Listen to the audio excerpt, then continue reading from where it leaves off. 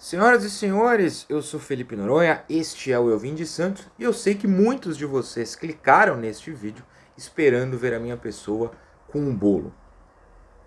Não se decepcione, metade deste vídeo vai perder a graça a partir deste momento, porque não, eu não vou comer um bolinho. Mentira! Tem bolo sim, claro que tem bolo, bolo de beijinho. Vamos comer. Bolinho. Hum, hum, hum, hum.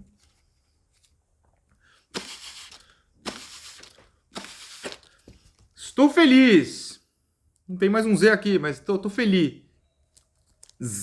Tá ligado?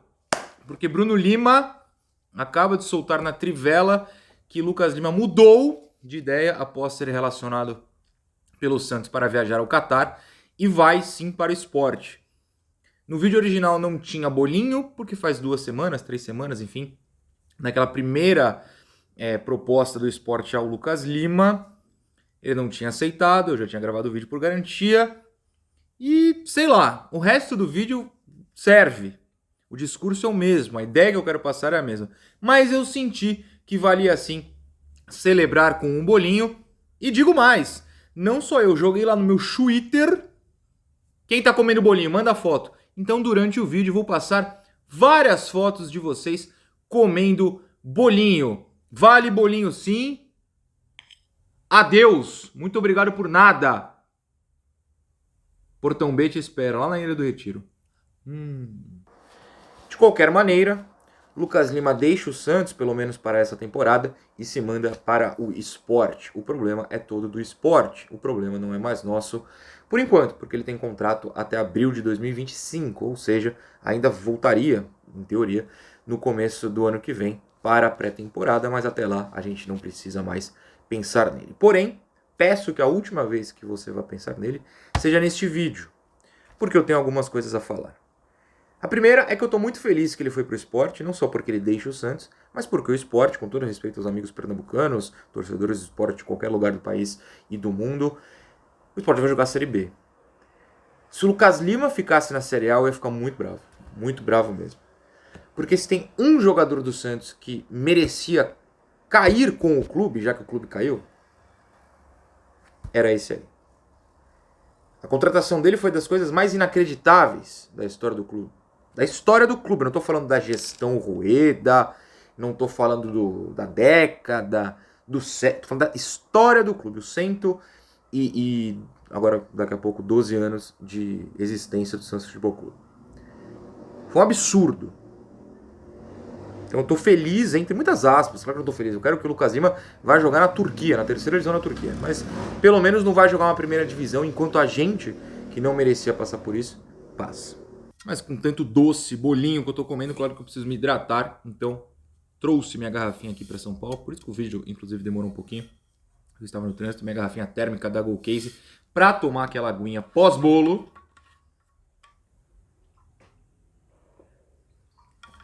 E dar uma hidratada com tanto açúcar que eu tô consumindo em comemoração.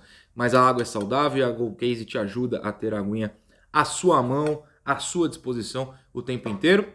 Você compra com desconto, claro, aqui no glorioso QR Code ou no link da descrição que mostra todos os produtos da parceria Gold Case e o 20 Santos.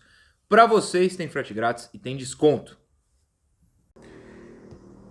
A segunda é que a ida dele para o esporte prova, mais uma vez, não que precisasse, mas é definitivo, tá aí, não tem como discordar, que ele não tem mercado na Série A, como já não tinha no passado e como segue não tendo.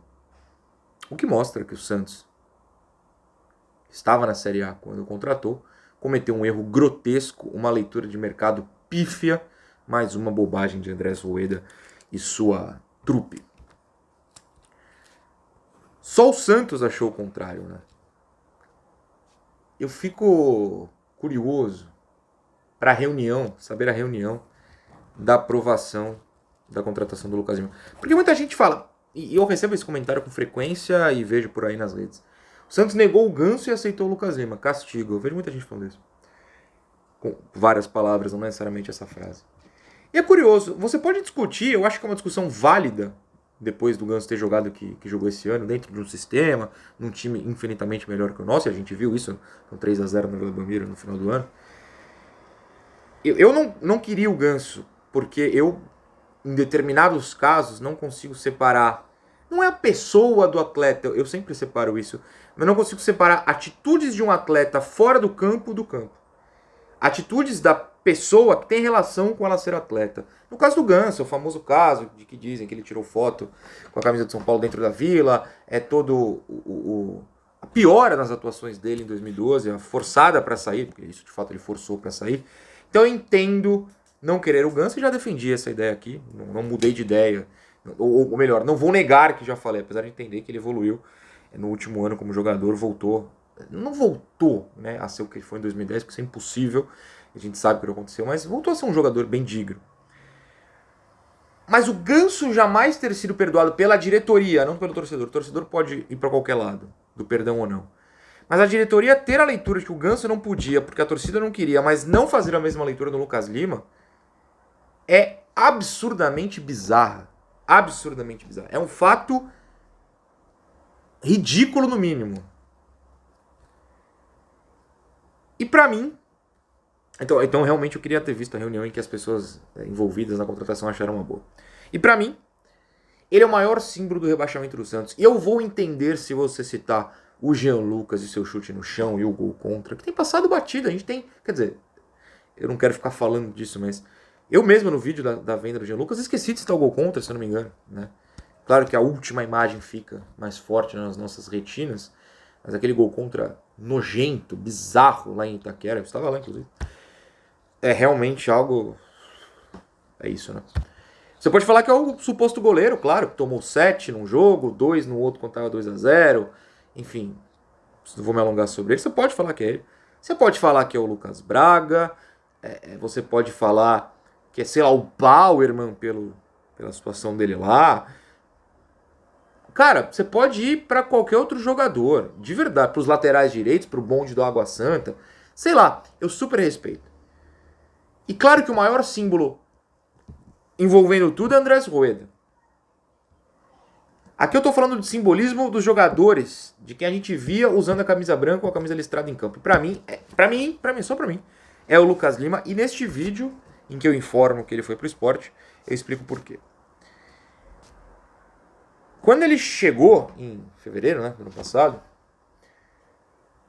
ele só tinha propostas de time da Série B e do Japão. O Santos foi o único time de Série A a fazer proposta para ele. Se isso não era um indício, eu não sei o que é. Isso também causou, pouco depois, eu não lembro exatamente quando foi essa entrevista, eu vou chutar que mais pro meio do ano, durante a abertura da janela de meio do ano, então, sei lá, entre abril e junho, só depois, desculpa, que aquela entrevista coletiva que se tornaria a última, né? No momento a gente não sabia, mas se tornaria a última de Andrés Rueda no Santos, que é na sala lá do CT Pelé, em que ele fala a fantástica frase: quem não queria jogadores como Lucas Lima? Ele cita alguns e Lucas Lima no meio. E talvez, eu sou muito profissional, vocês acham, eu sei que aqui eu faço meus gestos, às vezes até posso ser caricato, se for o caso, brinco, mas eu não ultrapasso certos limites jornalísticos. E naquele dia eu fiquei assim, teve gente que ultrapassou, meu amigo Murilo ultrapassou, felizmente a tribuna não reclamou disso. Ele estava com a gente ainda, mas depois foi pra lá. Que é o famoso, é sério? E ele brinca com isso até hoje, por isso eu me sinto à vontade. Mas naquele momento, é mais ou menos no mesmo dia, claro, mas mais ou menos no mesmo momento, eu quase perco a linha, porque eu faço, na hora que ele fala quem não queria contratar, eu não lembro a frase exata, mas vocês sabem o que eu tô falando, Lucas Lima, eu faço. E aí você sabe quando você quer falar e você tem que, não pode falar agora. E eu respirei, derreti na minha poltrona lá no CT. Porque era uma frase, e continua sendo, né? É uma frase impensável para qualquer um que raciocine sobre futebol. Só que, infelizmente, até o dia 1º de janeiro, né? Eu não vou falar nada da diretoria atual, porque é muito pouco. Deu nem 10 dias de posse, de fato. Não, já deu 10 dias. Dá 10 dias por agora. Até o dia 1º de janeiro, os responsáveis pelo Santos eram incapazes de entender o mundo do futebol. Continuando no simbolismo, o contrato inicial dele era de produtividade. Eu sei que ninguém aqui assiste todos os vídeos, alguns assistem, um beijo pra todos vocês. Ninguém tem essa obrigação, pelo amor de Deus. Mas eu costumo falar que se você assistir por um acaso todos os vídeos, imagina se você tem tempo pra isso, fico muito feliz.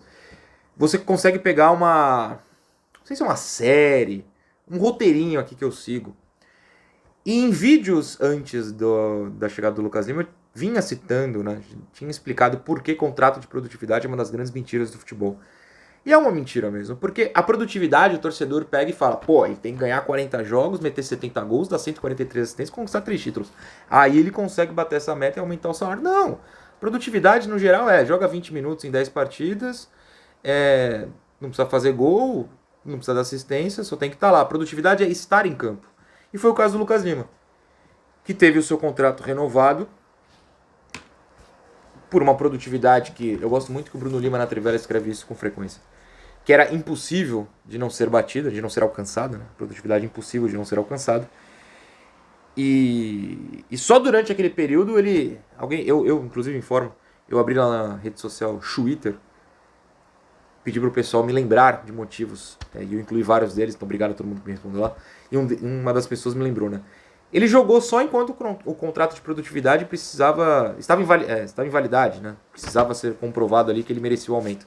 Assim que rolou o aumento, parou de jogar. Fato.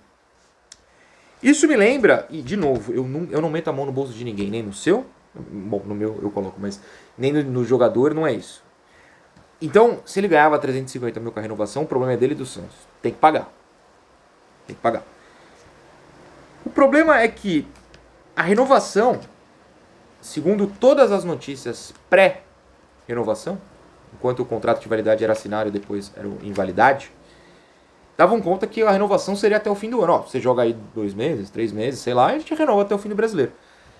E eu lembro quando sai o anúncio, aliás, um pouco antes do anúncio, vários jornalistas apuraram, o Lucas Mussetti publicou uma matéria no UOL, e talvez a única vez que ele errou, além de cobrir o Corinthians, tô brincando, Lucas, um beijo pra você, ele publicou, e estava lá na matéria, renovação até o fim do ano. Minutos depois, o Santos lança o anúncio, né, nas suas redes, e tava lá, contrato até, eu acho que é abril de 2025. Meu cérebro até pifou agora, mas é abril de 2025. Era até o final do ano de 2023, né? Importante lembrar. Renovaram por 24 inteiro e mais um pouco de 25, para completar 2 anos de quando ele chegou. Então, enganaram o torcedor e deram tempo com o contrato muito maior do que quando ele veio, para ele ficar aí andando em campo como ele sempre andou. Foi um momento realmente muito triste. Aliás, lembrando que o Santos e o Sport, pelo jeito, vão dividir salários, ou seja, o Santos economiza parte, mas ainda gasta dinheiro com. E aí, quando a gente já estava triste por isso, veio algo que me entristece muito e que, para mim, um dos piores momentos jornalísticos, dentre aqueles que não envolvem fake news, que não exatamente ofendem pessoas, é só a ideia, a execução. E um abraço pro repórter que fez, que eu não lembro o nome, 2 também não quero jogar pra galera. Mas quando fizeram aquela matéria da fila de desculpas pro Lucas Lima, a irresponsabilidade foi muito grande, porque é o que eu sempre dou exemplo do meu pai. Meu pai dificilmente vê jogo de futebol. Ele tem mais o que fazer da vida dele, ele tá num momento diferente da vida. E tá certo ele. Queria eu não gostar de futebol, que eu sofro demais. Mas ele é santista. Então chega a notícia lá, pô, estão pedindo desculpas pro Lucas Lima, hein? Estão lá na Praça Independência em Santos, numa fila de desculpas. É que ele tá jogando bola. O que você que não acompanha recebe é que ele tá jogando bola. O que você que assiste ao futebol de uma maneira que eu acho corretíssima, que é sem prestar grande atenção na tática, essas coisas, que é pros bitolados que nem eu, que são muito mais tristes que você fala, pô, olha lá, estão pedindo desculpa pro Lucas Lima porque ele tá jogando bola. E dar essa impressão ao torcedor, formar essa opinião, porque todo repórter hoje em dia também é formador de opinião, foi um erro gravíssimo. Foi um erro gravíssimo, não só da opinião, porque opinião é que vocês sabem igual o quê, cada um tem a sua. Mas porque faltou responsabilidade na minha visão. Faltou responsabilidade. Eu não sou um ombudsman, que é aquele que é o responsável por receber as críticas, mas eu tô passando aqui a minha crítica. Acho que foi um erro gravíssimo. E eu lembro especificamente uma pessoa muito querida, o Edu, que é membro do canal. Beijo pro você, Edu, pro seu pai, que também é sempre muito simpático comigo. Eu acho que foi antes do jogo contra o Corinthians, no Paulista. Eu posso estar errando a ordem. Mas foi o jogo do Paulista. Tá um sol do cacete, eu lembro bem. E o Edu, chegou para me cumprimentar, e o amigo do Edu, o pessoal lá de Ribeirão, região maravilhosa, sempre me trata muito bem, quem sabe a gente não se veja no dia 20, brincou comigo, pelo amor de Deus, antes que ele acha que eu fiquei bravo, não. Ele brincou comigo. E aí, tá na fila de desculpas do Lucas Lima? E ele brincou, e eu consegui me controlar para brincar de volta, mas ali me caiu a ficha, que tipo, não ele, tá? Mas tem muita gente aqui eu digo na vila, né, que eu tava na vila, acreditando que foi um acerto. E foi um erro gravíssimo. Sou eu mudando minha página aqui do caderno. É importante que esse camarada virou reserva durante o Campeonato Brasileiro com o Santos lá embaixo, mesmo sem ter outro meia no elenco, ou pelo menos um meia que pudesse jogar. Tinha o Luan Dias lá, por exemplo. E ele virou reserva tipo do Nonato, que não é meia, do Jean Lucas, que não é meia. Inclusive ambos tiveram grandes dificuldades em armar o time. E o Lucas Lima, mesmo assim, virou reserva. E aí muita gente argumenta, mas aí o time piorou. O time já estava mal. O time passou o campeonato inteiro lá embaixo com ele de titular. Quando ele entrava no segundo tempo, não melhorava.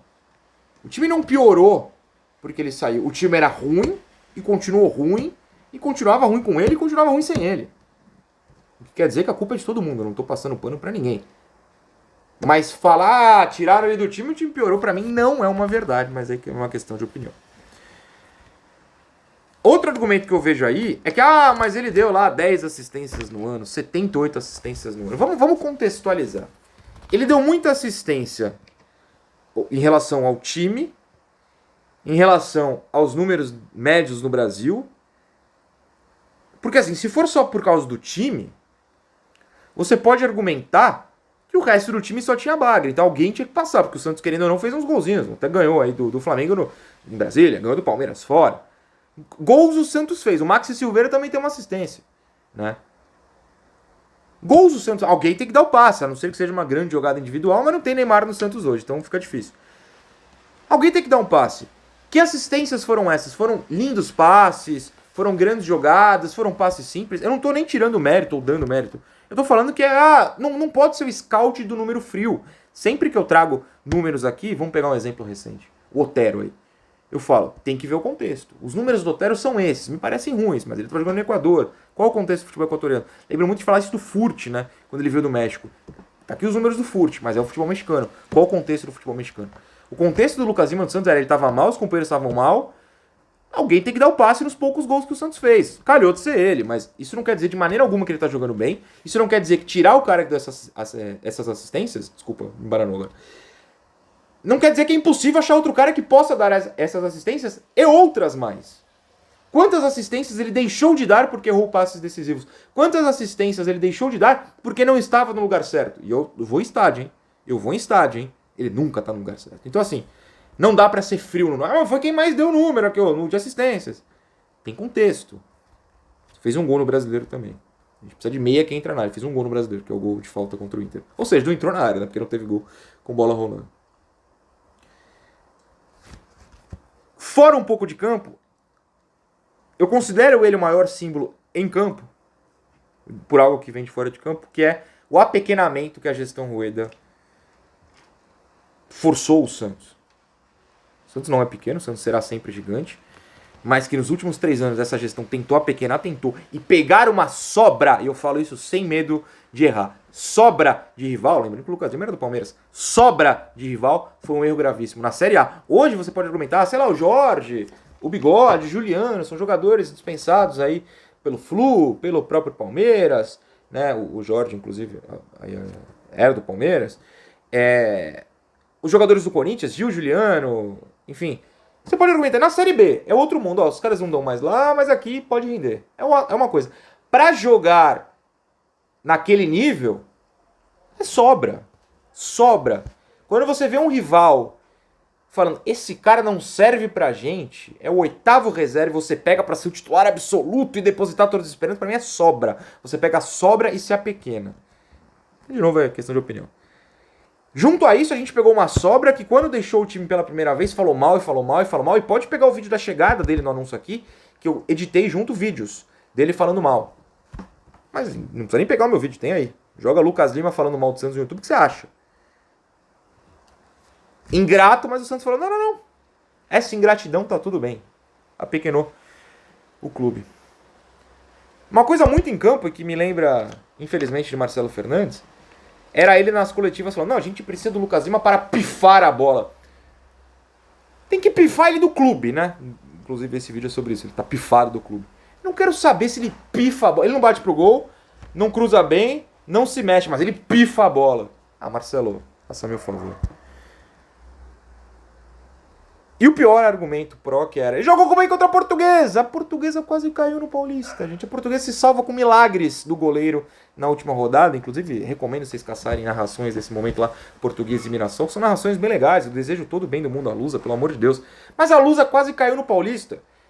Ele fez um grande jogo no Carnaval. Uau, em fevereiro. Talvez março, não lembro quando foi o Carnaval.